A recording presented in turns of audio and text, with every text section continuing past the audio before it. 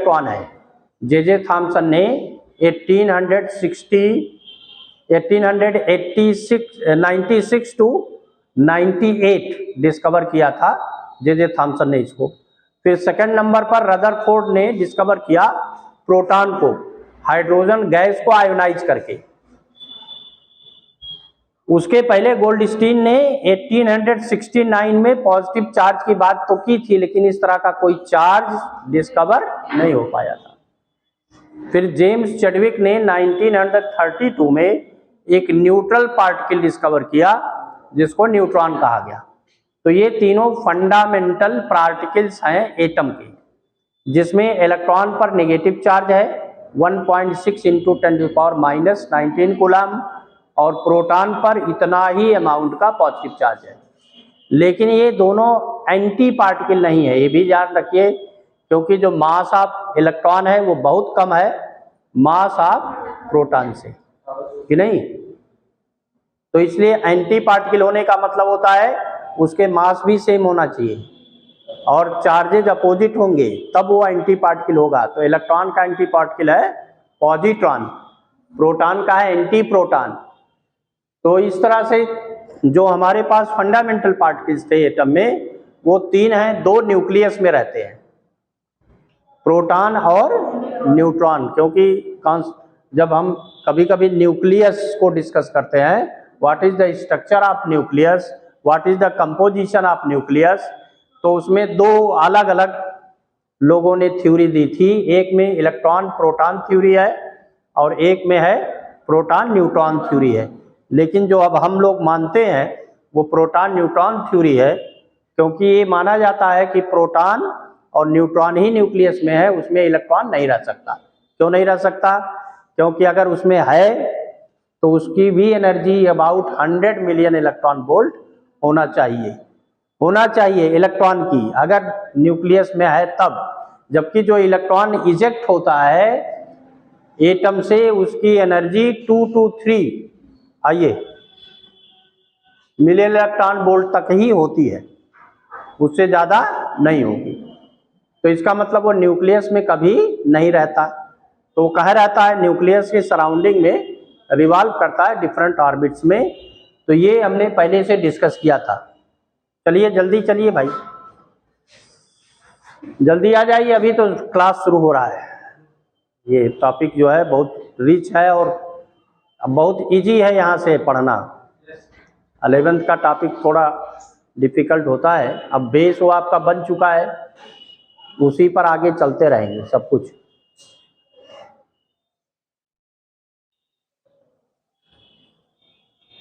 पहला लिखिए electrostatic charges. Electrostatic charges या इलेक्ट्रिक चार्जेज देखिए, according to Benjamin Franklin there are two types of charges. There are two types of charges. Number one, negative charge. Number two, positive charge.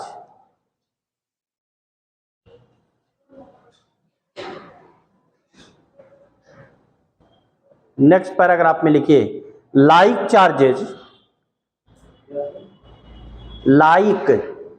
Charges, ऐसे लिख लीजिए plus comma plus or minus comma minus. Like charges माने same sign है, minus minus या plus plus. Like charges repel each other and unlike charges, तो unlike charge bracket में लिखेंगे plus minus or minus plus, ये combination होता है, दोनों हो सकते हैं कोई। अट्रैक्ट ईच अदर, ये बेंजामिन फ्रैंकलिन का स्टेटमेंट था। चार्ज तो इसके बहुत पहले बताया गया था, बिलबर्ग ने बताया था कंसेप्ट ऑफ चार्ज, लेकिन वो मॉडर्न कंसेप्ट के अकॉर्डिंग नहीं था। है ना। अब चार्ज है क्या, जो इन्होंने बताया था दो तरह का है। ये एक इंट्रिंसिक प्रॉपर्टी है मैटर का, या फंडामेंटल प्रॉपर्टी कहते हैं इसको, बेसिक प्रॉपर्टी कह सकते हैं। इंट्रिंसिक, फंडामेंटल या बेसिक, जिसकी वजह से मैटर में या तो अट्रैक्शन या रिपल्सन क्रिएट होता है। तो जो फंडामेंटल प्रॉपर्टी है जिसकी वजह से क्रिएट होता है उसी को चार्ज कहा गया था। तो ये फंडामेंटल या इंट्रिंसिक या इनहेरेंट, कई वर्ड इसके लिए यूज किए गए हैं, है ना। लिखिए, charge is a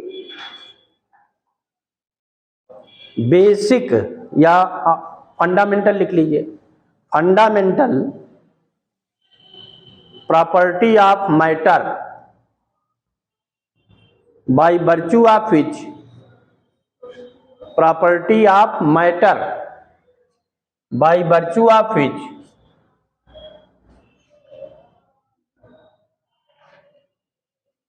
they attract or repel each other, by virtue of which they attract or repel each other।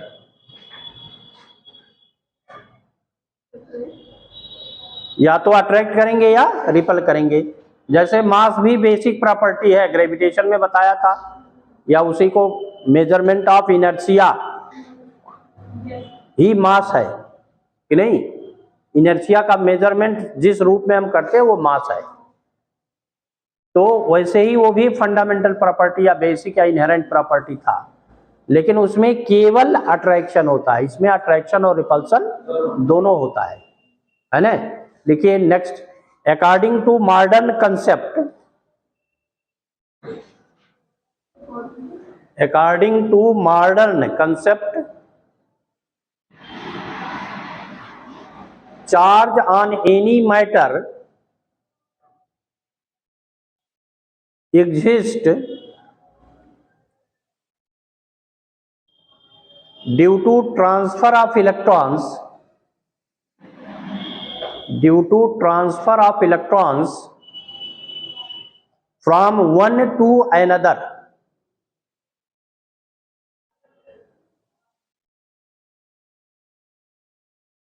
Next paragraph की, if a matter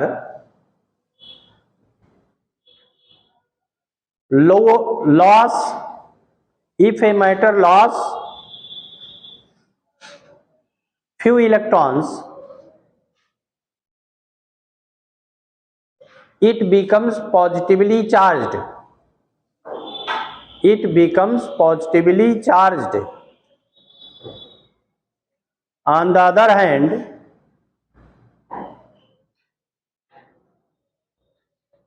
if a matter gain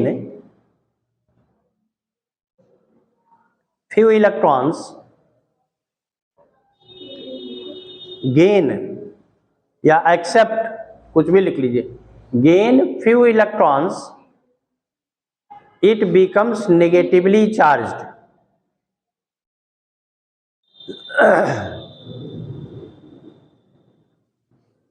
तो जैसे मान लीजिए एक मैटर यहां है, एक दूसरा मैटर ये है, तो कैसे किससे बनता है मैटर?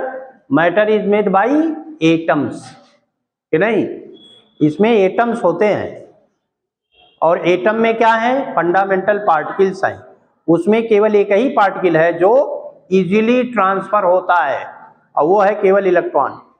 प्रोटॉन और न्यूट्रॉन कभी हम न्यूक्लियस से बाहर नहीं निकाल सकते जब तक कि उसको बहुत ज्यादा energy, large amount of energy, more than 100 million electron volt ना प्रोवाइड करें, तब तक न्यूट्रॉन को भी और प्रोटॉन को भी हम बाहर नहीं निकाल सकते। तो जब किसी मैटर पर चार्जिंग होता है, जिसको कहते हैं कंसेप्ट ऑफ चार्जिंग, तो इसका मतलब उसमें either the matter loss electrons और the matter gain electrons from other. Any one body lose electron becomes positively charged, other body gain electron becomes negatively charged। अब वो होते हैं एटम के थ्रू, एटम ही इलेक्ट्रॉन को लॉस करता है, लेकिन है तो मैटर में। तो हम लोग जब एक एटम की बात, तो केमिस्ट्री में ज्यादातर एटम की बात होती है, लेकिन यहाँ अगर चार्ज है तो तो कोई एक एटम नहीं है बल्कि एक मैटर है, यानी ये ह्यूज अमाउंट ऑफ एटम्स है उसमें से फ्यू इलेक्ट्रॉन या तो लूज हो गए यानी लॉस हो गए या गेन हो गए। तो अगर ये लॉस कर रहा है इलेक्ट्रॉन तो इस पर प्लस चार्ज आएगा। कहां से प्लस चार्ज आएगा? ये प्रोटॉन का चार्ज एक्सेस हो जाता है। जब किसी एटम में हम चार्जिंग की बात कर रहे हैं, किसी एक एटम में टोटल अमाउंट ऑफ चार्ज हमेशा 0 होगा। Atom is electrically neutral. क्यों? कि जितना नंबर ऑफ प्रोटॉन्स न्यूक्लियस के अंदर होते हैं उतने ही नंबर ऑफ इलेक्ट्रॉन्स न्यूक्लियस के बाहर होते हैं। Amount of charge on proton and on electron both are exactly same but one is positive other is negative. तो इसीलिए टोटल चार्ज जो होता है एटम पर वो होता है 0। इसका मतलब उसमें एडिटिव प्रॉपर्टी होती है, ऐड होकर के 0 हुआ। ऐसा नहीं हुआ कि चार्ज डिस्ट्रॉय हो गए, कैंसिल्ड हो गए, ऐसा नहीं कहते हैं। उसमें एडिटिव प्रॉपर्टी है, तो प्लस और माइनस मिल करके नेट चार्ज क्या हो गया? 0। तो उसी को नाम दिया गया एडिटिव प्रॉपर्टी। क्लियर है? ऐसा नहीं होता कि इलेक्ट्रॉन प्रोटॉन को डिस्ट्रॉय कर दिया तब चार्ज लेस हो गया, वो ऐसा नहीं है। जितना अमाउंट ऑफ चार्ज न्यूक्लियस पर है उतना ही अमाउंट ऑफ नेगेटिव चार्ज उसके न्यूक्लियस के सराउंडिंग में अलग अलग ऑर्बिट में रिवॉल्व कर रहा है। आप लोग केमिस्ट्री वाले में पढ़े भी होंगे, ऑर्बिट है, ऑर्बिटल्स है, बहुत सारे उसके कंसेप्ट लिए गए हैं। तो जब कभी इलेक्ट्रॉन लूज होता है तो आउटर मोस्ट ऑर्बिट से इलेक्ट्रॉन निकलता है, हमेशा आउटर मोस्ट ऑर्बिट से ही इलेक्ट्रॉन लूज होगा किसी एटम से, कि नहीं? और तब उस एटम पर पॉजिटिव चार्ज क्यों क्रिएट होता है? क्योंकि जो चार्ज बैलेंस था, बैलेंस, अब वो अनबैलेंस हो गया। हमने एक एग्जाम्पल लिया था, जैसे सोडियम था, तो सोडियम का एटॉमिक नंबर है 11, मास नंबर 23, तो इतने प्रोटॉन है इसमें और इतने ही इलेक्ट्रॉन है। तो जो इलेक्ट्रॉनिक डिस्ट्रीब्यूशन था वो आप जानते हैं 1s2 था, 2s2 था, 2p6 था और 3s1 है, ये है।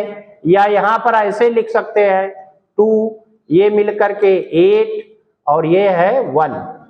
तो अब ये इसमें एक प्रॉपर्टी होती है कि अगर हम इस एटम को, सोडियम को कुछ एनर्जी प्रोवाइड करें तो ये आउटर मोस्ट ऑर्बिट को इलेक्ट्रॉन इजेक्ट करने की या रिलीज करने की प्रॉपर्टी रखता है, जिसको कहते हैं मेटेलिक कैरेक्टर।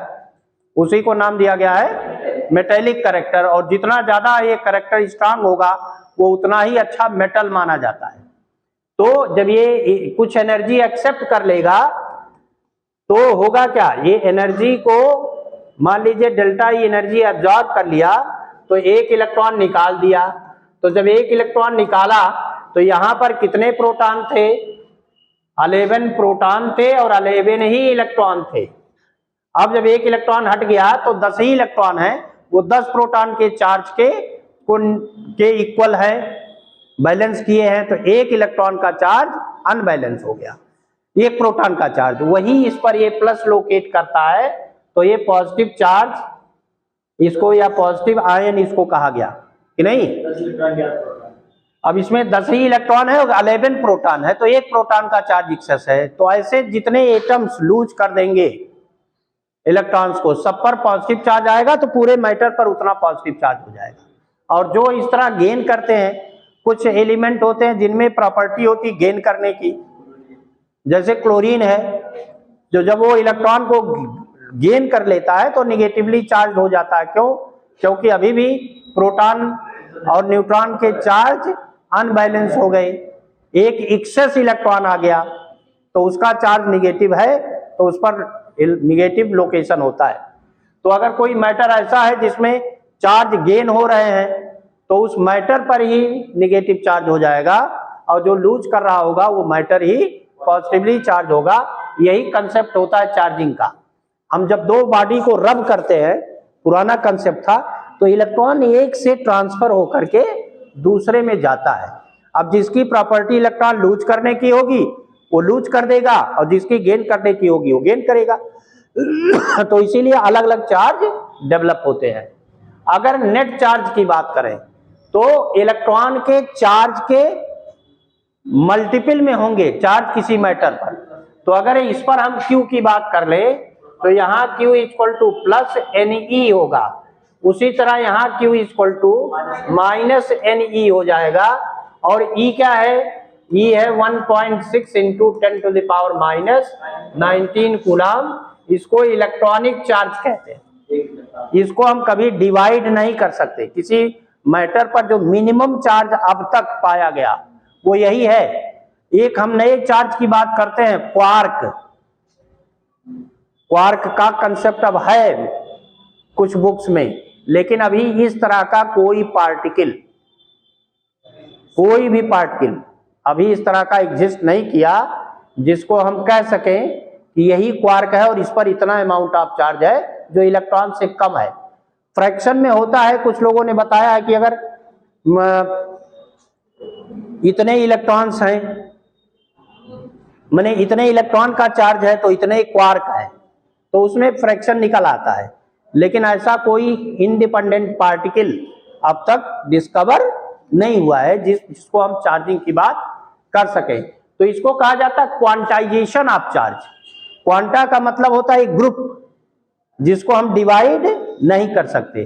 तो जब भी किसी मैटर पर चार्ज होगा तो 1.6 into 10 to the power minus 19 coulomb charge होगा, या उसका multiple 2 times 3 times 4 times million times.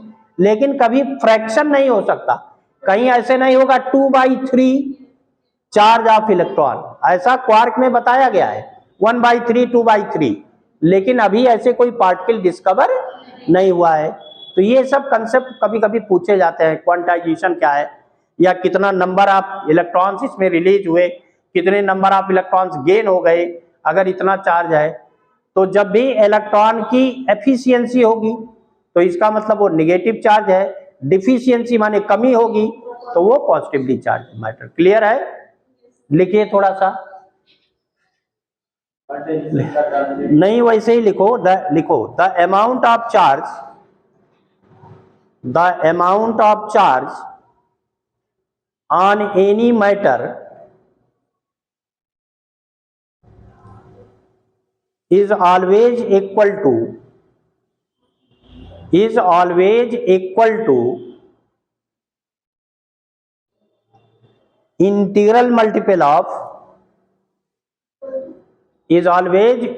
to integral multiple of electronic charge. ये लिख लीजिए 1.6 into 10 to the power minus 19 coulomb. That is अब ये देखिए, फिगर भी बना लीजिएगा बाद में। यहां से मान लो हमने ट्रांसफर दिखाया चार्ज का, तो ये पॉजिटिव है, तो यहां पर है Q1 लिख दे रहा है अलग अलग, तो प्लस। अब जैसे 5 होगा तो 5E, तो अगर N इलेक्ट्रॉन ट्रांसफर हुआ तो NE, तो यहां पर हम इसको Q2 लिख दे रहा है, ये माइनस NE हो जाएगा अगर यही इलेक्ट्रॉन को गेन कर रहा है एक ही मैटर तब। तो यहां पर E यही है 1.6 into 10 to the power minus 19 coulomb. ये लिखिए,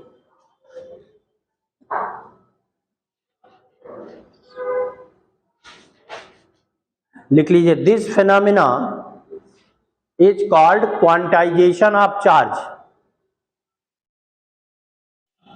क्वांटाइजेशन ऑफ चार्ज।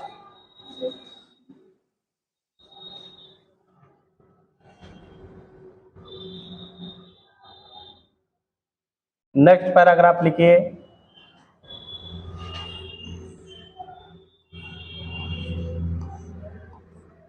देखिए total charge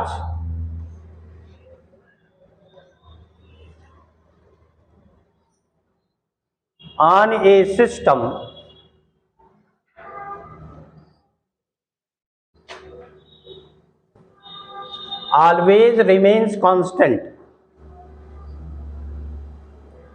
always remains constant,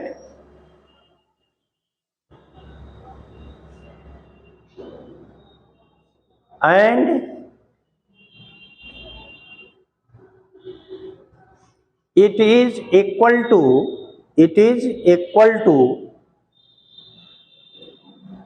algebraic sum of charges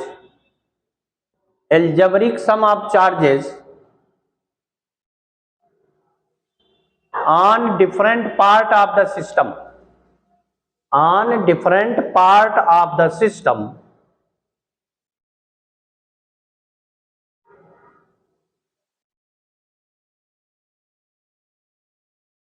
अब जैसे ये देख लीजिए, मान लीजिए कोई सिस्टम है, सिस्टम का मतलब 2 आर मोर देन 2 बॉडीज कि नहीं।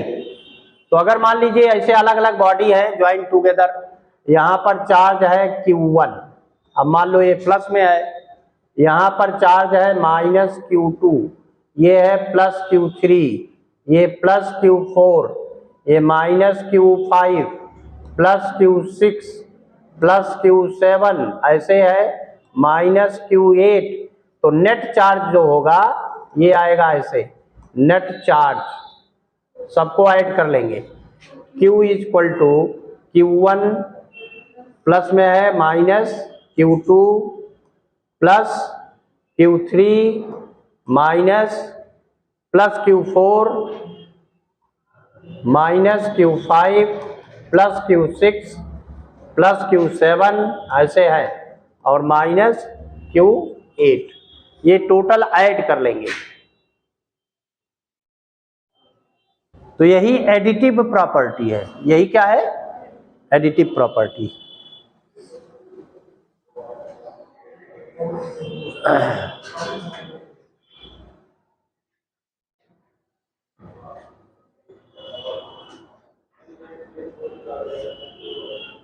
ये हम बार बार लेंगे सिस्टम में, जोड़ना घटाना चार्जेस का बार बार करेंगे। लिख लीजिए, this phenomena is called additive property of charge. This phenomena is called additive property of charge.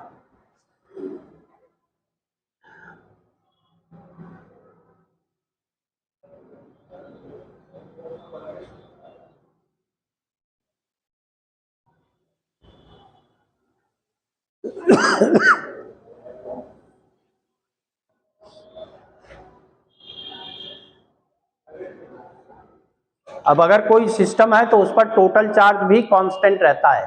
कभी चार्ज जब तक उसका कोई एंटी पार्टिकल उसको कोलाइड नहीं करता उससे, या उसको हिट नहीं करता है, तब तक चार्ज कभी डिस्ट्रॉय नहीं होता है ना। लिखिए, चार्ज इन ए मैटर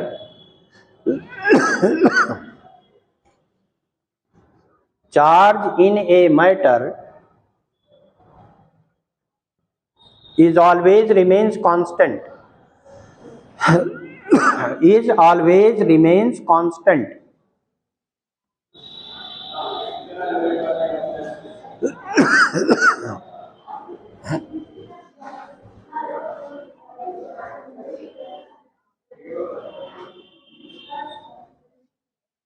अब बहुत सारे और कंसेप्ट हैं कि अगर कोई मैटर इलेक्ट्रॉन को लूज कर रहा है तो उसका मास घट जाएगा, कोई मैटर इलेक्ट्रॉन को गेन करेगा तो मास बढ़ जाएगा।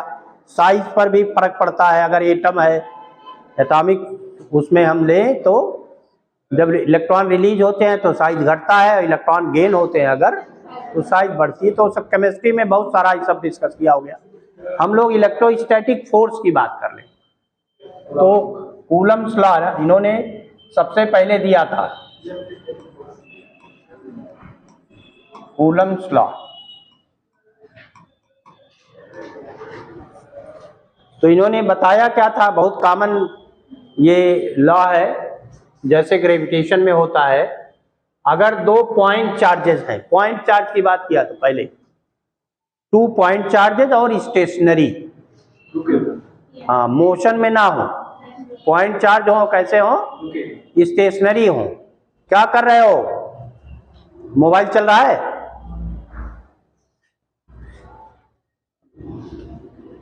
बंद करो पहले उसको। जब पढ़ोगे क्या, जब यही सब करोगे। आप तो ध्यान दो, मान लीजिए एक पॉइंट चार्ज ये है Q1, ये दूसरा पॉइंट चार्ज है Q2, तो डिस्टेंस इनके बीच में हमेशा अगर शेप है डिटरमिन तो सेंटर टू सेंटर, जब पॉइंट की बात करेंगे तो सेंटर तो वही है कि नहीं, जब ह्यूज बॉडी होगा तभी ना सेंटर टू सेंटर डिस्टेंस की बात होती थी, जैसे ग्रेविटेशन में था। तो distance between two point charges, अगर हम पॉइंट ले रहे हैं तो सेंटर टू सेंटर लिखने की जरूरत नहीं है। अगर आर है तो कूलम ने प्रैक्टिकली इन पर फोर्स को डिटरमिन किया, जो बेंजामिन फ्रैंकलिन ने बताया था कि अट्रैक्शन या रिपल्सन होता है, कितना अट्रैक्शन या रिपल्सन है ये डिटरमिन नहीं कर पाई। तो डिटरमिन किसने किया? कूलम्स ने किया, बाय यूजिंग टॉर्शन बैलेंस, एक ऑपरेटर्स की मदद से उसको उन्होंने निकाला। और ये बताया गया कि अगर दो स्टेशनरी पॉइंट चार्जेज हैं तो ये या तो रिपेल होंगे या अट्रैक्ट होंगे, यही होगा ना, दे आइदर रिपेल ईच अदर और अट्रैक्ट ईच अदर। रिपेल कब होंगे? जब लाइक चार्जेज है, प्लस प्लस या माइनस माइनस, तब रिपेल होंगे। अट्रैक्ट कब होंगे? जब एक प्लस होगा और दूसरा माइनस होगा तो अट्रैक्ट होंगे। तो कितना फोर्स ऑफ अट्रैक्शन या रिपल्सन होगा, उसी को हम लोग इंटरेक्शन भी कहते हैं, फोर्स ऑफ इंटरेक्शन। तो अगर ऐसे दिखाया गया तो ये रिपल्सिव फोर्स है, ये क्या है? Repulsive force. इसको हम नंबर भी दे सकते हैं, F12 ऐसे और यहाँ F21 ऐसे। तो फोर्स वेक्टर है चूंकि, तो हम वेक्टर के टर्म में भी उसको लिखेंगे, तब उस पर डायरेक्शन भी रहेगा। मैग्नीट्यूड ऑफ फोर्स क्या होता है? F is directly proportional to product of amount of charges, amount केवल, साइन नहीं लेंगे, product of amount of charges, and it is inversely proportional to square of distance between them. तो अगर हम इनको कंबाइन करके लिखें तो F directly proportional to Q1 Q2 by R square है। अब जब हम प्रोपोर्शनल को हटाते हैं तो एक कांस्टेंट हमेशा यूज होता है। अब वो नेचर पर डिपेंड करता है कि कांस्टेंट कैसा है। यहां पर जो हम लोग कांस्टेंट यूज करते हैं अब, वो 1/4 pi epsilon naught Q1 Q2 by R square, लेकिन इसकी एक डिफिनिट वैल्यू है। 1/4 पाई एप्सिलॉन नॉट, ये है 9.0 इंटू 10⁹ न्यूटन मीटर स्क्वायर पर कूलम स्क्वायर, ये इसकी यूनिट है और ये वैल्यू है 9.0 इंटू 10⁹ न्यूटन मीटर स्क्वायर पर coulomb square when charges placed in vacuum, when charges placed in vacuum. तो अब ये इसमें 1/4 पाई एप्सिलॉन नॉट, ये कैलकुलेटेड वैल्यू है, इसमें एक एप्सिलॉन भी है। इसको एप्सिलॉन नॉट को एब्सोल्यूट परमिटिविटी, वैद्युतशीलता हिंदी में कहते हैं, निर्वात की वैद्युतशीलता।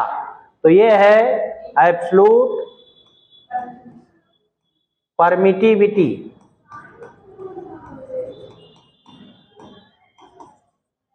ऑफ फ्री स्पेस, या वैक्यूम कह सकते हैं। तो इसकी वैल्यू कितनी है? 8.85 इंटू 10⁻⁻12।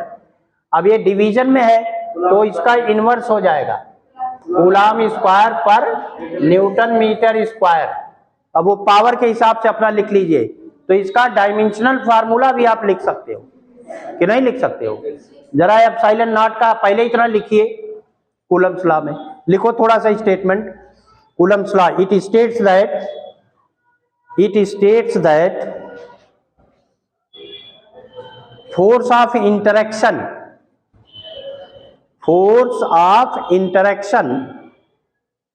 इंटरेक्शन का मतलब अट्रैक्शन और रिपल्सन, या दोनों आप लिख लो, अट्रैक्शन और repulsion, between two stationary point charges, between two stationary point charges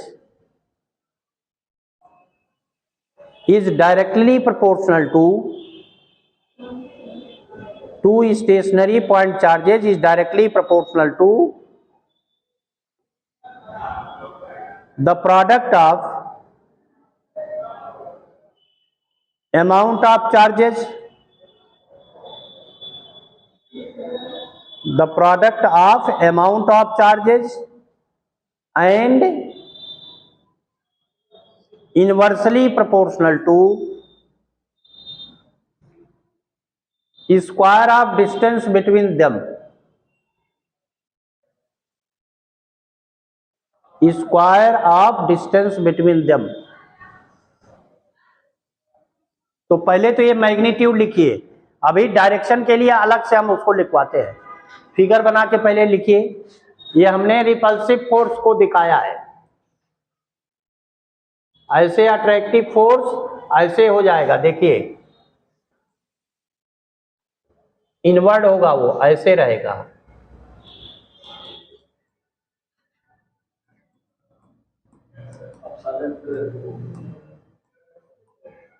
ये इनवर्ड के लिए है, ये अट्रैक्टिव है।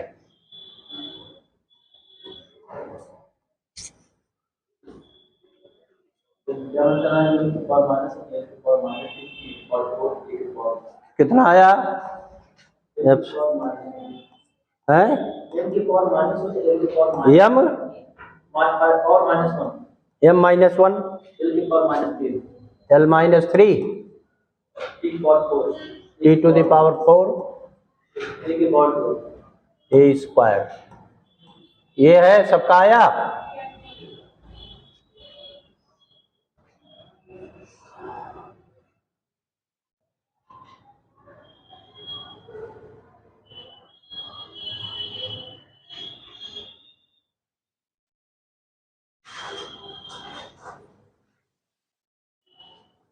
न्यूमेरिकल इसमें सब में इजी होंगे, ये जान लीजिए अभी, लेकिन बहुत सारे कंसेप्ट हैं इसमें। इतना हो गया। अब किसी को डायमेंशन ना निकालने आया हो तो बताओ कैसे निकालेंगे? सबको आया? पीछे बेटा तुम बताओ डायमेंशन कैसे निकालोगी, या आप बताइए कैसे निकालोगे? पीछे आप बोलो ना, पीछे सबसे पीछे नहीं आता? अरे भाई पहले यही निकाल लो, न्यूटन मीटर स्क्वायर पर कूलम स्क्वायर। तो न्यूटन के लिए क्या लिखते हैं? फोर्स है ये एम एल टी -2, यही है ना, kg metre per second square. इतना तो जानते होगे, F equal to M into ए।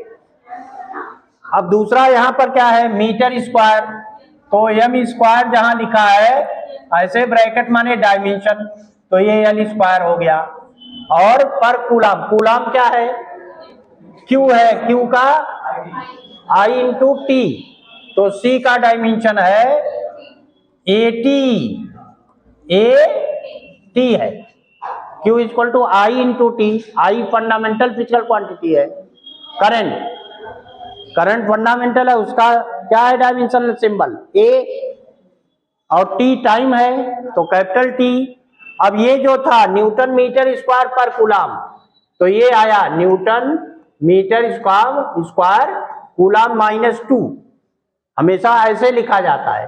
तो इसका क्या आया? ये हो गया M L T -2 into L square into A T -2।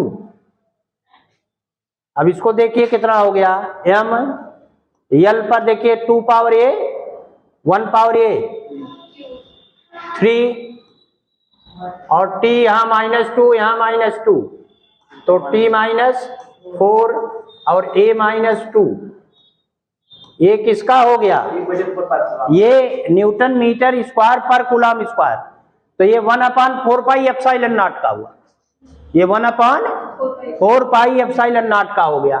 तो इसका मतलब ये है 1/4 पाई एप्सिलॉन नॉट का डायमेंशन केवल है।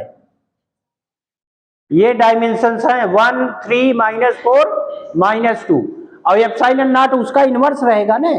इसमें न्यूमेरिकल वैल्यू 4 पाई अलग है, तो ये 1/, में है, तो एप्सिलॉन नॉट का जब डायमेंशन आप लिखोगे तो इसी का इनवर्स कर लो। तो m का इनवर्स l -3 t पर 4 a पर 2, यही वहां लिखा है। ये सबको आना चाहिए, पीछे सब बता दिया गया। कि नहीं बता दिया गया? तो हर, ये जान लीजिए, ये ऐसा नहीं है कि नहीं पूछा जाता। आईआईटी तक में क्वेश्चन पूछे गए हैं पिछले सालों में डायमेंशन के। ये मत सोचिए कि तो बहुत इजी है तो नहीं आएगा। हर एक फिजिकल क्वांटिटी का डायमेंशन आपको आना चाहिए, और जब फार्मूला जानोगे तभी डायमेंशन लिख पाओगे। फार्मूला ही नहीं जानोगे तो डायमेंशन भी नहीं लिख पाओगे। ये है। तो अब तो कोई दिक्कत नहीं, पीछे बताओ। एकदम बिल्कुल, जब ना आए तुरंत पूछो कि सर हमको नहीं आ रहा, बताइए। आया समझ में? अब इसमें फोर्स की बात होती है। देखिए फोर्स के लिए क्या कहा उन्होंने, कूलम्ब्स ने। उन्होंने कहा जो डायरेक्शन ऑफ फोर्स है वो जो लाइन ज्वाइन करेंगे दोनों चार्जेस को, उसी पर होगा, उसी के अलग होगा, आइदर इनवर्ड और आउटवर्ड। लिखिए, the direction of force, the direction of force is acting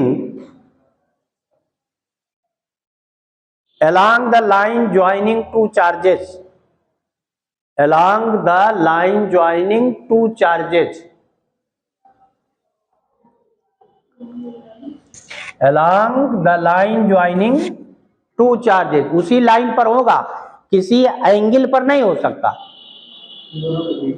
तो अब इसमें एक पर फोर्स दूसरे की ओर या उससे दूर की ओर है, आइदर टूवर्ड्स और अवे फ्रॉम द बॉडी, है ना। ऐसे फोर्स को नाम दिया गया है सेंट्रल फोर्स। तो इसका मतलब electrostatic force is one example of central force. कई बार पूछा ये नीट में। लिखिए, hence electrostatic force is a central force, एक सेंट्रल फोर्स है ये।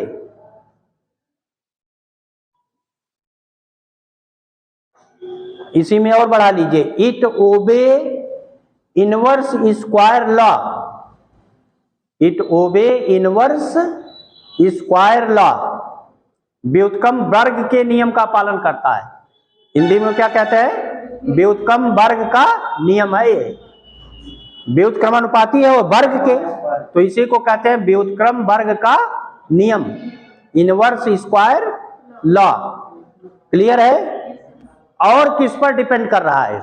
यहां पर हमने एप्सिलॉन नॉट लिया है, यहां एप्सिलॉन नॉट लिया है, इसकी एक डिफिनिट वैल्यू है, ये बदल नहीं सकते। ये वैक्यूम के लिए है, 4 पाई फिक्स वैल्यू है, तो इसका मतलब ये वैल्यू फिक्स है, लेकिन ये केवल वैक्यूम के लिए है। जैसे ही हम वैक्यूम को हटा देंगे, कोई मीडियम रखेंगे चार्जेस के बीच में, तैसे ही फोर्स बदल जाएगा, और फोर्स हमेशा कम हो जाता है। ये प्रैक्टिकल रिजल्ट है। ये क्या है? प्रैक्टिकल रिजल्ट है। उसी टॉर्सन बैलेंस से निकाला गया, अलग अलग मटेरियल को दो चार्जेस के बीच में रख करके, कि फोर्स पर क्या इफेक्ट होता है। तो अलग अलग मीडियम के लिए इनके बीच में फोर्स चेंज हो जाता है। तो इसका मतलब जो यहाँ कांस्टेंट है ये तो यूनिवर्सल है, लेकिन बाकी में यूनिवर्सल नहीं रहेगा। जैसे कैपिटल जी की वैल्यू था, वो इन्वायरमेंट से इफेक्टेड नहीं होता, केवल यूनिट पर डिपेंड करता है। ये यूनिट पर तो डिपेंड करेगा ही, यूनिट बदलोगे तब भी बदल जाएगा, मीडियम बदलोगे तब भी बदल जाएगा। तो इसका मतलब ये यूनिवर्सल कांस्टेंट नहीं है। यूनिवर्सल कांस्टेंट दो आप लोग ज्यादा स्टडी करते हो, एक है कैपिटल जी, एक है कैपिटल आर, दोनों बताया है हमने, हमारे ही सिलेबस में था। कैपिटल जी भी और कैपिटल, वो दोनों यूनिवर्सल कांस्टेंट है, उसकी वैल्यू कभी बदलती नहीं है, केवल यूनिट पर ही डिपेंड करता है। यूनिट बदलते हैं तब बदलती है, नहीं तो नहीं बदलता। तो इसका मतलब कि ग्रेविटेशनल फोर्स मीडियम पर डिपेंड नहीं करता था, लेकिन ये करेगा जब हम इसके बीच में कोई मीडियम ले लेंगे, तब इनके बीच फोर्स जितना अभी है उससे कम हो जाता है। क्लियर है? घटेगा हमेशा। देखिए, if charges placed in a medium, if charges placed in a medium of dielectric constant capital K in a medium of dielectric constant capital K, bracket में लिखो रिलेटिव परमिटिविटी, रिलेटिव उसी को नाम दिया गया है रिलेटिव परमिटिविटी। और वो ऐसे लिखते हैं, देखिए ध्यान रखिए, एप्सिलॉन आर, रिलेटिव को क्या लिखेंगे एप्सिलॉन आर, और एब्सोल्यूट केवल एप्सिलॉन, अगर मीडियम का है तो एप्सिलॉन, वैक्यूम का है तो एप्सिलॉन नॉट, और एप्सिलॉन आर जब लिखा होगा तो आर का मतलब रिलेटिव, या इसी को कैपिटल के भी लिखा गया और उसको डाइलेक्ट्रिक कांस्टेंट भी कहा गया है। तो कितना हो जाएगा, क्या लिखा अभी, इफ चार्जेस, पूरा क्या लिखे हो, if K R relative permittivity epsilon are.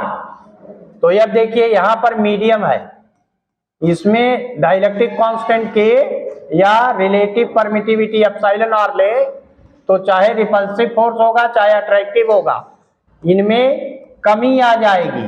F जो होगा अब ये लिखेंगे 1/4 पाई एप्सिलॉन, मीडियम अगर है तो एप्सिलॉन नॉट इंटू के या केवल एप्सिलॉन, और फिर के Q1 Q2 by are square. अब ये के जो है हमेशा एक से बड़ा होता है, के की वैल्यू कभी एक से कम नहीं होता। तो अगर ये एक से बड़ी क्वांटिटी डिनोमिनेटर में आ जाए तो इसका मतलब फोर्स घटा, क्यों घट गया, क्योंकि ये वैल्यू कम हो गई। तो इसीलिए जो फोर्स वैक्यूम में था अब ये फोर्स उससे कम है कि नहीं कम है, इसको हम इक्वेशन 2 लिख दें तो ये लिख सकते हैं hence Fm less than F, vacuum के लिए F था, F क्या था वैक्यूम के लिए था, अब क्या लिया मीडियम में, तो मीडियम में K की वैल्यू हमेशा एक से बड़ा है तो F हमेशा एक जो वैक्यूम में फोर्स था उससे कम होगा, घटेगा, कभी बढ़ेगा नहीं। और K की वैल्यू अलग अलग मीडियम के लिए निकाला गया है ना, एक कांस्टेंट जो वैल्यूज है अलग अलग मीडियम के लिए डिटरमिन किया गया है। हाँ, अगर कभी न्यूमेरिकल आएगा तो वहां दिया रहेगा। इसको हम ऐसे भी लिख सकते हैं, K को ही लिखा गया था एप्सिलॉन आर और ये एप्सिलॉन बाई एप्सिलॉन नॉट है। एप्सिलॉन क्या है, absolute permittivity of medium, epsilon R क्या है, absolute permittivity of free space. इन्हीं दोनों का ratio either epsilon R capital K, इन्हीं में से दोनों में से कोई एक सिंबल यूज किया गया, इसीलिए उसको रिलेटिव कहा गया। क्या कहा गया, relative.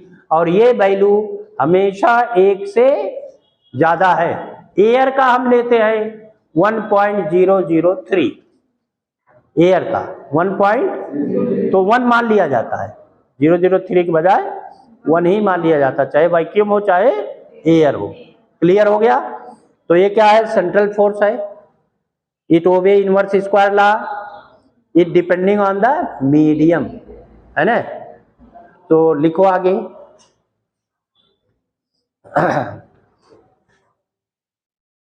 Electrostatic force is always depending on medium in which charges are present, medium in which charges are present।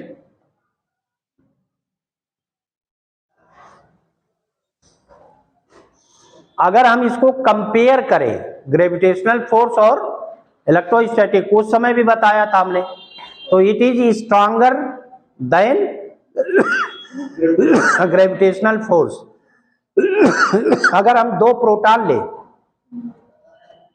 और उनको हम सर्टेन डिस्टेंस पर रखें, इलेक्ट्रोस्टैटिक फोर्स का रेंज कम होता है और ग्रेविटेशनल का रेंज लार्ज है।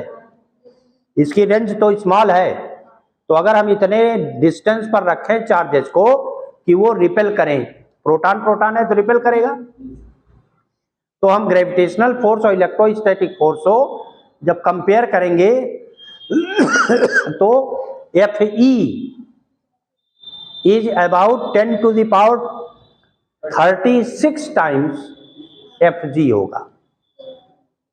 10 to the power 36 टाइम्स, बहुत ज्यादा है कि नहीं? आप चाहे तो निकाल सकते हो। अगर इलेक्ट्रॉन लेते हैं तो 10 to the power 43 times large हो जाएगा कि नहीं? ऐसे अलग अलग हम चार्ज लेकर के चाहे तो कंपेयर कर ले, तो electrostatic force is A stronger force but it is not strongest force. Nuclear force इससे भी ज्यादा स्ट्रांग होता है ना? तो स्ट्रांगेस्ट तो न्यूक्लियर फोर्स है, लेकिन ये भी बहुत स्ट्रांग है as compare to gravitational force, as compare to force between two, जैसे बॉन्ड होता है ना, वंडरवाल फोर्स, तो उन सबसे ये बहुत स्ट्रांग है। लिखिए, electrostatic force is a very strong force, is a very strong force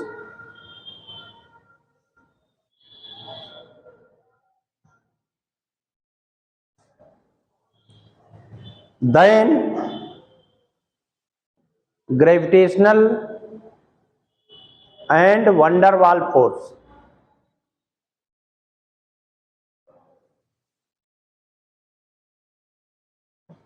But its range is very small, but its range is very small. Magnetic force से भी स्ट्रांग है ये भी जान लीजिए, है ना? ग्रेविटेशनल, मैग्नेटिक, वंडरवाल, इन सब से स्ट्रांग है, लेकिन रेंज इसकी स्मॉल होती है।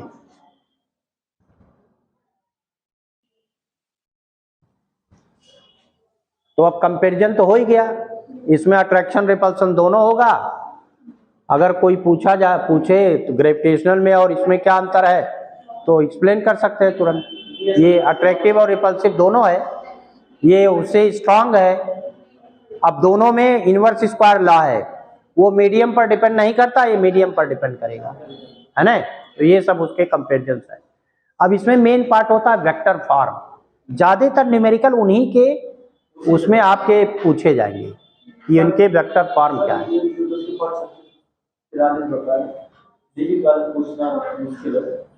नहीं, डिजिट में नहीं पूछा जाता, अप्रॉक्सीमेट वैल्यू पूछा जाएगा कभी जब पूछा जाएगा। हाँ, ये हाँ ऐसे पूछा जाता है।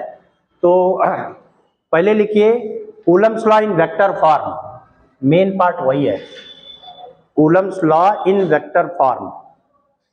अब दो तरह के हो सकते हैं वेक्टर फॉर्म, इसको कहते हैं, अभी आगे चल करके हम अलग अलग चार्जेज और चार्जेज डिस्ट्रीब्यूशन के लिए भी डिस्कस करेंगे। तो पहले इसका फॉर्म देखिए क्या है, और इसमें एक और टर्म अभी हमने नहीं बताया, उसको अभी बताऊंगा। ये पूछा गया अक्सर, जैसे ये दो चार्जेज हैं, पॉइंट चार्जेज, तो इनको हम मान लो रिपल्सिव दिखा रहे हैं ऐसे। ये है F12, यहां पर Q1 है और यहां है Q2, तो इसको F21, जो जिस पर फोर्स होगा उसको पहले लिखेंगे, इनके बीच से डिस्टेंस है R। तो एक तो यूनिट वेक्टर फॉर्म लेंगे, यूनिट वेक्टर फॉर्म। तो अगर हम ऐसे लिखें force on Q1 due to Q2, तो ये लिखेंगे ऐसे, देखिए F12, Q1 पर फोर्स है तो इसको पहले लिखेंगे, 1 पहले लिखेंगे और 2 बाद में लिखेंगे। तो इसका जो कंसेप्ट है यही है कि जो पहले लिखा जाए उस पर फोर्स, तो F12 equal to 1/4 pi epsilon naught K, magnitude यही रहेगा Q1 Q2 by R square. अब इसके साथ एक वेक्टर जोड़ना है, यूनिट वेक्टर अगर लिखेंगे, क्यों ऐसे बैठे हो, ऐसे तुम ही कह रहे हैं, तुम्हें बीच में जो बैठी हो, सीधा बैठो ना, और हाथ मुंह पर क्यों रखे हो? अरे एक्टिव होके पढ़िए भाई, कि नहीं? जब तक आप उसमें इन्वॉल्व नहीं रहोगे तब तक कुछ आएगा नहीं, ये जान लो। और ये तो इतना इजी टॉपिक और इतने बार मैं बता दे रहा हूं। अब देखिए, अगर इस पर फोर्स हम निकाल रहे हैं तो इसका डायरेक्शन क्या है? डायरेक्शन क्या है? 2 से 1 की तरफ है, कि नहीं है? 2 से, अरे ये डायरेक्शन देखिए ना, 2 से 1 यहां पर है, तो इसी डायरेक्शन में है, तो इसका मतलब इस डायरेक्शन में एक यूनिट चार्ज लेना पड़ेगा। तो इसको ऐसे लिखेंगे, यूनिट चार्ज पर कैप होता है। बनाइए,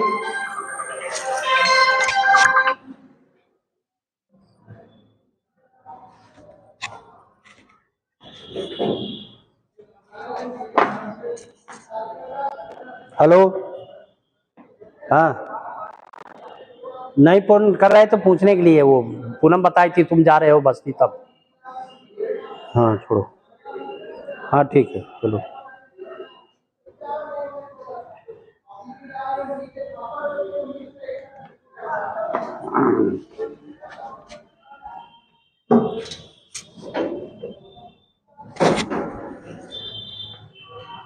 तो इसमें देखिए हम ऐसे फिर इसके साथ ये लिख रहे हैं, देखिए R21 कैप,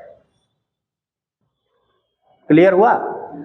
2 का मतलब 2 से 1 की तरफ, यानी R21 कैप का मतलब है unit vector from Q2 to Q1, या अलोंग, अगर यहाँ B लिखे A लिखे तो यहाँ B A, यानी अलोंग BA वेक्टर, क्योंकि यूनिट वेक्टर हमेशा अलोंग द वेक्टर लिखा जाता है। तो ये ऐसे लिख सकते हैं, where R21 cap is a unit vector from Q2 to Q1, ये है R along BA वेक्टर, ऐसे लिख सकते हैं। अभी बाद में हम इसको पोजीशन वेक्टर के टर्म में लिखेंगे, कि नहीं? वो अब मान लो हम दूसरे पे लिखे तब, similarly force on Q2 due to Q1, तब क्या लिखेंगे? F21 vector. तो ये तो वही रहेगा, 1/4 पाई एप्सिलॉन नॉट के, हम बार बार के लिख रहे हैं, ये मान के कि मीडियम है, मीडियम नहीं रहेगा तो k इक्वल टू 1। अब यहां भी वही है, Q1 Q2 by R square, magnitude नहीं चेंज होता है, ध्यान दीजिए, मैग्नीट्यूड हमेशा सेम रहेगा। अब यहां क्या होगा? R12 कैप, ये जब रिपल्सिव था तब किसी बुक में हो सकता है अट्रैक्टिव बनाया गया हो, तो ये उल्टा हो जाएगा, 1-2 के बजाय 2-1 हो जाएगा। तो फिगर ये समझना है, ये नहीं कि जो हमने लिखवा दिया वही लिख लीजिए। ये हमने रिपल्सिव के लिए, अगर अट्रैक्टिव होता तो डायरेक्शन उल्टा नहीं हो जाता, तो यहाँ 1-2 के 2-1 के बजाय 1-2 हो जाता, कि नहीं हो जाता? चाहे आप बना के देख लो, डायरेक्शन इधर हो जाएगा ना अट्रैक्शन के लिए, तो 1 से 2 की तरफ यूनिट वेक्टर होना चाहिए। अब अगर इन दोनों को कंपेयर करें, 1 और 2 को, क्या रिजल्ट मिल सकता है? ये तो दोनों में सेम है, F12 और F21, कि नहीं? मैग्नीट्यूड सेम है, डायरेक्शन एक में इधर है यूनिट वेक्टर और दूसरे में इधर है यूनिट वेक्टर, यानी एक दूसरे के अपोजिट है और दोनों यूनिट वेक्टर ही है। तो अगर इनको हम इक्वल टर्म में लिखें तो वेक्टर का अपोजिट वेक्टर, तो उसको निगेटिव कहते हैं। अपोजिट तो कोई भी हो सकता है, निगेटिव तब होगा जब मैग्नीट्यूड सेम हो और डायरेक्शन अपोजिट हो।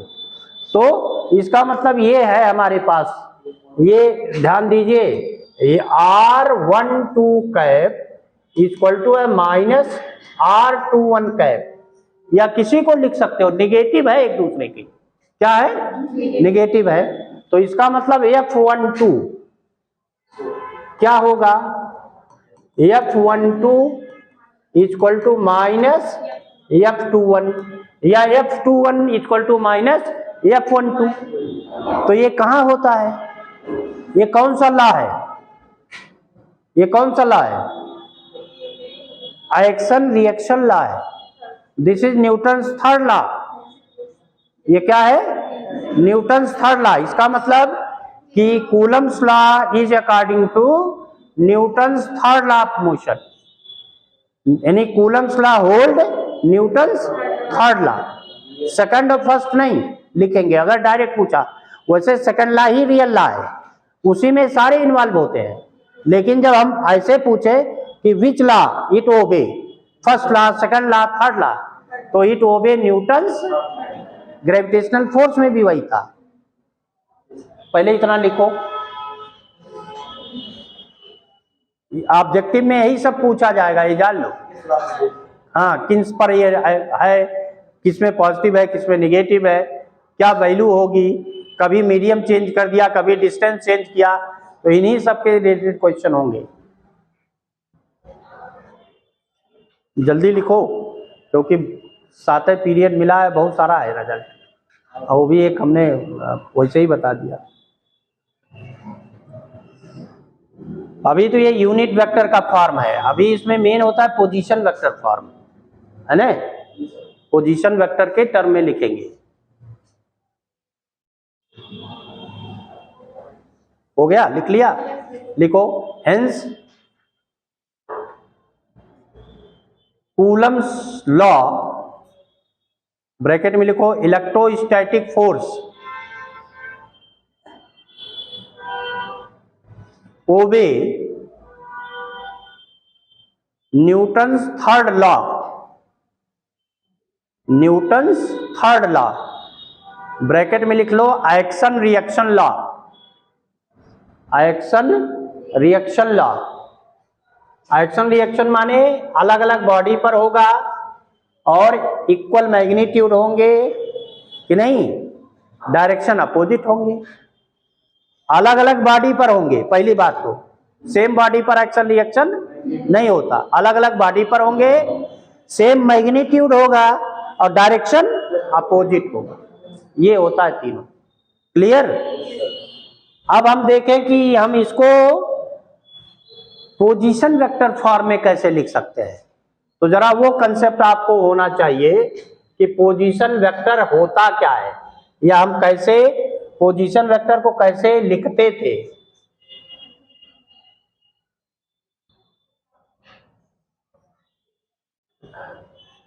मान लो ये हमारे एक्सिस हैं, इसमें हमने दो चार्ज लिए, एक है ये Q1 और दूसरा यहां पर है Q2। पोजीशन वेक्टर का मतलब है कि उसका जो इनिशियल पॉइंट है वो ओरिजिन पर होता है, कोऑर्डिनेट सिस्टम के, या रेफरेंस पॉइंट हम लेते हैं, रेफरेंस फ्रेम ऑफ रेफरेंस, तो उसके ओरिजिन से वो स्टार्ट होगा। तो इसका पोजीशन वेक्टर हम ये लेंगे, ये R1 मान लो है, इसका पोजीशन वेक्टर ये R2 है। तो हमको तो ये वेक्टर चाहिए ना,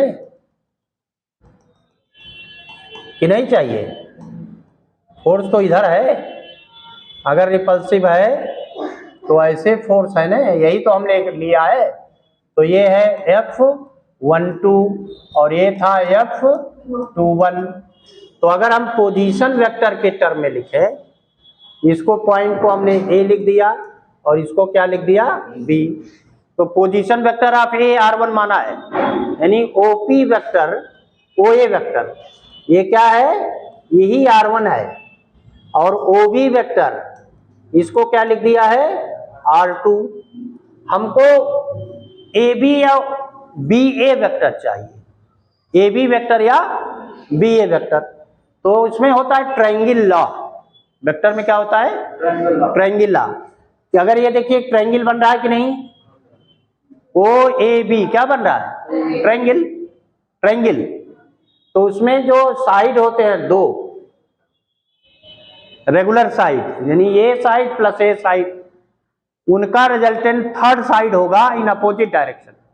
तो यहाँ से यहाँ गए, यहाँ से यहाँ आए, तो रेगुलर माने ऐसे, तो ऐसे ऐसे आए तो ये उसके अपोजिट है, तो हम इसको ऐसे लिखते हैं। देखिए ओ ए, ओ से कहाँ गए ए पर, फिर ए से कहाँ आ जाए बी पर, तो हमको क्या मिल जाएगा ओ बी, ओ बी मिलेगा। ओ से ए गए, ए से बी आए, तो क्या मिलेगा ओ बी मिलेगा। तो इससे ए बी निकाल सकते हैं, A B vector O B minus O A. अब यही ध्यान देना है, जब हम ए बी लिखते हैं तो पहले बी का पोजीशन वेक्टर जो राइट में है उसका पोजीशन वेक्टर पहले, और जो लेफ्ट में है उसका पोजीशन वेक्टर बाद में लिखते हैं। क्लियर? तो अब इसको और कैसे लिख सकते हो, इसको लिख सकते हैं R2 और ये माइनस R1, ये ए बी वेक्टर हो गया। अब इनके बीच जो डिस्टेंस लेते हैं हम यहाँ से यहाँ तक, वो क्या रहता है R, तो वही mod of A B vector होगा। डिस्टेंस क्या होता है मैग्नीट्यूड, तो जो R हमारा था वो क्या था मॉड ए बी था, और वो है mod of R2 minus R1। अब अगर हम फोर्स निकाले 2 पर, पहले 2 की बात कर लें, force on Q2 due to Q1, अभी रिपल्सिव है, पीछे भी रिपल्सिव लिया था, तो F12 सॉरी 21 F21 2 पर लिख रहा है, तो यह है 1/4 पाई एप्सिलॉन नॉट के Q1 Q2 by R square. ये तो मैग्नीट्यूड था कि नहीं था। अब unit vector along A B हम यहां निकाल रहे हैं इस पर, तो ए से बी की ओर ना कि नहीं, यहां पर unit vector along A B ऐसे लिख सकते हो। ये कैसे यूनिट वेक्टर लगाने का मतलब उसी पर वेक्टर ना लगाओ, क्या लगा दो कैप, तो यूनिट वेक्टर हमेशा हो जाएगा। तो अब ये कैसे आया, यूनिट वेक्टर कैसे निकालते हैं, कैसे निकालते हैं हम बता चुके हैं, बताओ जल्दी, अरे बोलो भाई। हैं unit vector, vector upon magnitude, vector upon magnitude. Unit vector क्या होता है, वेक्टर को उसके मैग्नीट्यूड से डिवाइड करते, तो ये R स्क्वायर और इंटू यहां क्या होगा A B vector upon mod A B, यही है यूनिट वेक्टर। और R स्क्वायर भी वही है, देखिए R इक्वल टू क्या है मॉड ए बी, तो इसको भी अब हम मॉड ए बी के टर्म में लिख दे रहे हैं, पहले लिखा था अब इसीलिए हटा रहे हैं क्योंकि अब इसको भी मॉड ए बी का स्क्वायर लिख दे, ऊपर R स्क्वायर लिखा है कि नहीं लिखा है। अब इसको कैसे लिखोगे, अब ये 3 पावर हो गया यहाँ, ये हो गया 1/4 pi epsilon naught Q1 Q2 by mod A B का क्यूब, ये भी मॉड है कि नहीं है, और एक 2 पावर यहाँ 1 पावर यहाँ, तो ये मॉड R2 माइनस R1, ये है मॉड देखिए, और यहाँ वेक्टर R2 माइनस वेक्टर, ये वेक्टर में है, तो ये क्या आया F21। अब जरा ध्यान दीजिए इस पर, यहां है 2 1, यहां भी 2 माइनस 1, 2 माइनस 1 सेम आया। जब F21 है तो यहां भी पहले 2 है फिर बाद में 1 है, यहां भी 2 माइनस 1 कि नहीं है। और यूनिट वेक्टर में उल्टा था, यूनिट वेक्टर में उसका अपोजिट था कि नहीं था। तो जब पोजीशन वेक्टर के टर्म में लिखेंगे तो ये सेम आएगा, कब जब रिपल्सिव होगा, अगर ये अट्रैक्टिव होगा तो उल्टा यहां भी आएगा 1 माइनस 2 आएगा कि नहीं आएगा। यही सब ध्यान रखना है कि कब हमको क्या लिखना है, यही चीजें बदल दी जाएंगी वहां पर। अगर हमने यहाँ F1 minus R1 minus R2 लिखा तो निगेटिव वैल्यू आ गई, क्या आ गया, तो वेक्टर में फर्क पड़ेगा, मैग्नीट्यूड में कोई फर्क नहीं होगा। तो इसी तरह लिख सकते हैं F12 जब लिखोगे और रिपल्सिव फोर्स है तो 1/4 पाई एप्सिलॉन नॉट के Q1 Q2 by R1 minus R2। अब 1 पहले है तो पहले 1 लिखेंगे और 2 बाद में है तो बाद में 2 लिखेंगे। यहाँ क्यूब है, छूट गया, ये क्यूब सब में है, 2 पावर और 1 पावर। लिखिए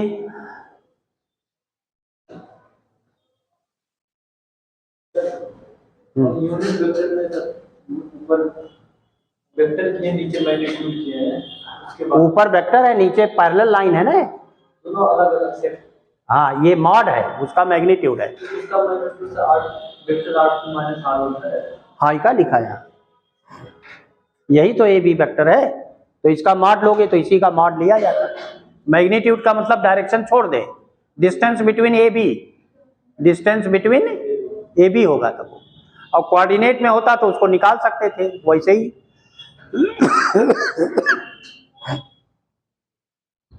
अब एक स्क्वायर में नहीं रह गया, ये भी ध्यान दो, 1 पावर बढ़ गया, क्यूब में अब है।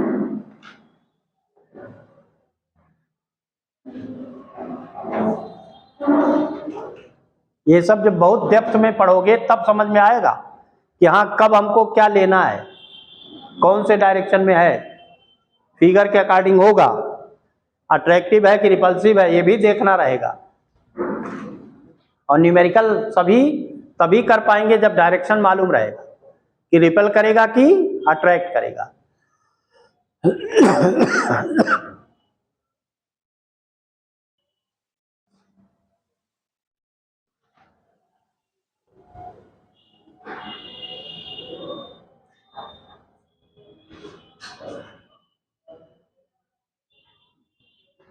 आया यहां तक कि बहुत तेज चल रहे हैं?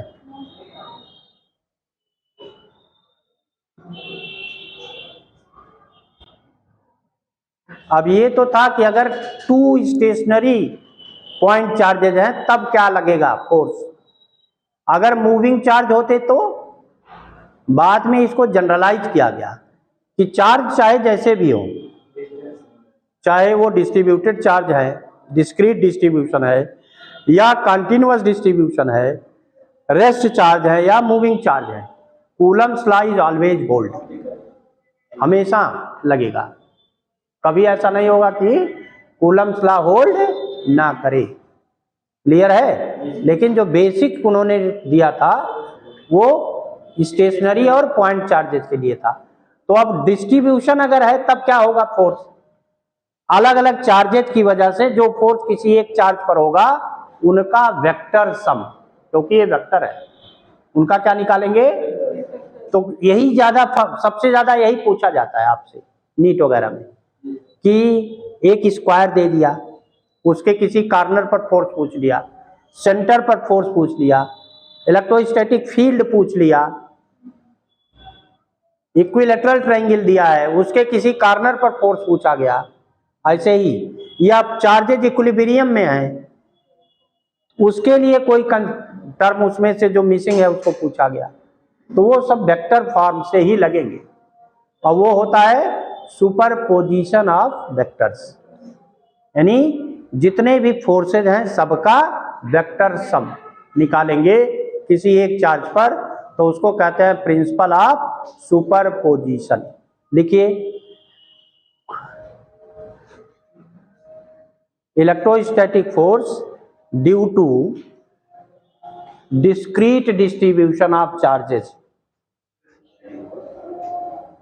इलेक्ट्रोस्टैटिक फोर्स ड्यू टू, दो है, डिस्क्रीट और continuous, due to discrete distribution of charges, discrete distribution of charges. अब हम एक एग्जाम्पल ले लें तो ज्यादा समझ में आएगा, है ना। उनका नेट फोर्स निकालते हैं, वही है, जैसे मान लो ये एक हमने ले लिया, एक एग्जाम्पल ले लो, ये मान लो एक इक्विलैटरल ट्रायंगल है, इक्विलैटरल ट्रायंगल है। इक्विलैटरल क्या होता है? जिनमें साइड सेम होते हैं। सभी एंगल भी सेम होंगे ना, या एंगल अलग अलग?